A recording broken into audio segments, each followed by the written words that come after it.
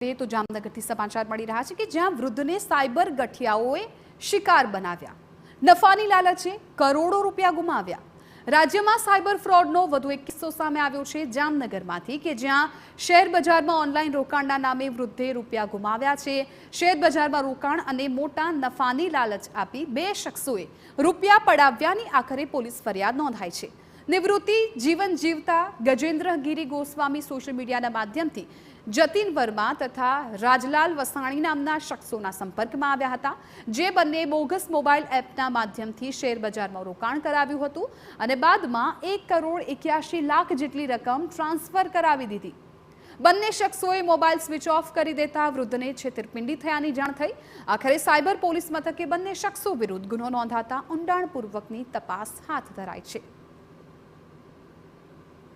Cyber crime police સ્ટેશનમાં BNS કલમ 318(4), 316(61)(2) તથા IT એક્ટની કલમ 66D મુજબનો ગુનો નોંધાવેલો છે કે જેમાં કોઈ જતીન વર્મા કરીને જેનું નામ એમને દર્શાવવામાં આવતું હતું વોટ્સએપમાં તેમજ કોઝવે એપ્લિકેશનના જે મેનેજર છે રાજલાલ વસાણી એનું એમાં નામ આવતું હતું આ તમામ વ્યક્તિઓ વિરુદ્ધ અને બાકીના તપાસમાં ખુલે એ તમામ વ્યક્તિઓ વિરુદ્ધ cyber crime police station Jamnagar ખાતે ગુનો નોંધવામાં આવેલો છે।